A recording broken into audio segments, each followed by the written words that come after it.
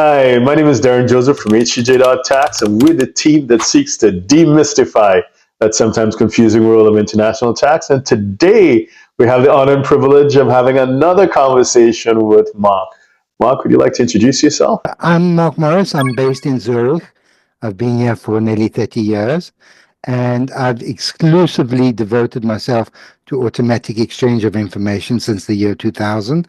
And I've been consultant to the EU Commission, the EU Parliament, the OECD regarding automatic exchange, as well as consulting for Tax Justice Network and various other parties. And I would say today, after 25 years, I'm the only person in the entire world that is promoting structures in 4 or 5 different territories that nobody seems to touch. But we'll go through those territories today. Fantastic. In a few previous videos, you've spoken quite a bit about St. Helena, and I know that you've been there personally.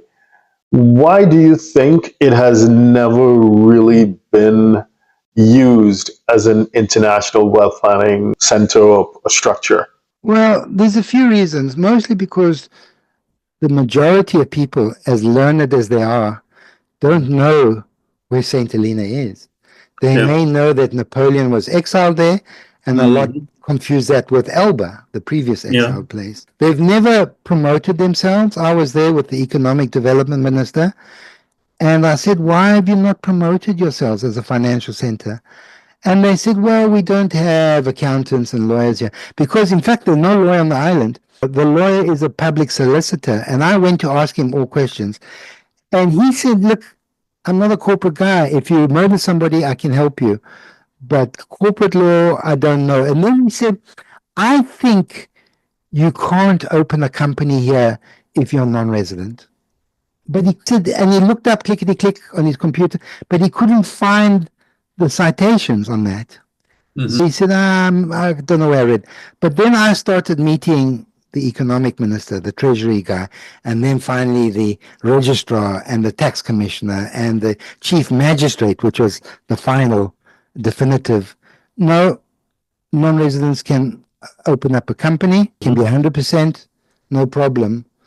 They shot themselves in the foot. In 2020, there's a paper called St. Helena Registrar Policy, and they were musing about perhaps we should start charging extraterritorial tax on extraterritorial income based on a percentage of the total income. And they said 3%, but that's gone nowhere. And those people, I said, who wrote that? Because if you do that, nobody's going to incorporate you. And they said, oh, those people left the island. A lot of people come from the UK, spend 2 or 3 years there, and then disappear off the face of the earth. There's no domestic law on foreigners. You've got to go in and see that foreigners can own it and that it's extraterritorial tax, and that the register, which is not public at the moment, but it could be, that if it's owned by a trustee, there's no tax on the trustee and no withholding tax, and that the beneficial owner is the trustee, like the UK. The Treasury people told me not one non-resident owns shares in the St. Helena company at the moment.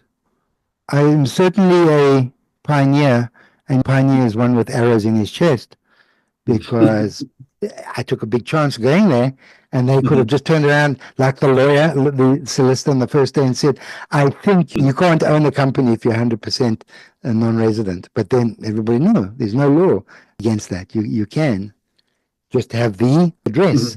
In summary, St. Helena is not used because people are in a rut. They're using BVI. They're using Jersey. They don't know anything better. And I think this is better. Much cheaper. No reputation, but it's specifically good for corporate trustees because you can manage that corporate trustee in another country, but use them, and there's a whole lot of advantages to them not being part of CRS. And that's quite interesting. Now, in terms of working with the registry and stuff like that, can you do it online, or is it like one of those jurisdictions where you have to fax stuff in? And you can work online with them, right, but really I'm the one that has set up all the contacts there. As an example, I was speaking to them for 6 months before, literally from January, February, March, April, 4 months, almost every week speaking. Sometimes they wouldn't answer for 2 weeks, and then I would refer to somebody else. And finally, they got to know me pretty well. When I arrived, I didn't have any appointments because they're like, can we have an appointment? And there's no answer. But when I got there, and I said, listen, I'm here in this hotel where the East Indian Company used to base their soldiers, which is the only 4-star hotel in town. They said, come here, and then we'll give you an appointment. Then I would go to the courts or the offices above the post office or whatever. And I would walk in and there would be the receptionist there and said, hi, I'm here to see the registrar. And then she would go back and she's, registrar says, come back on Friday, which was the last day that I was there. Wow. If there was any further delay, I had to leave. But I managed to see everybody I wanted to, 6, 7 members. And they said, do you want to see the governor? I said, no. UK governor, that's all I need to see, okay? But he wasn't there on the island, okay? I went to his house up in the mountains and they had the world's oldest mammal, a 200-year-old tortoise, Jonathan the tortoise, walking around his garden.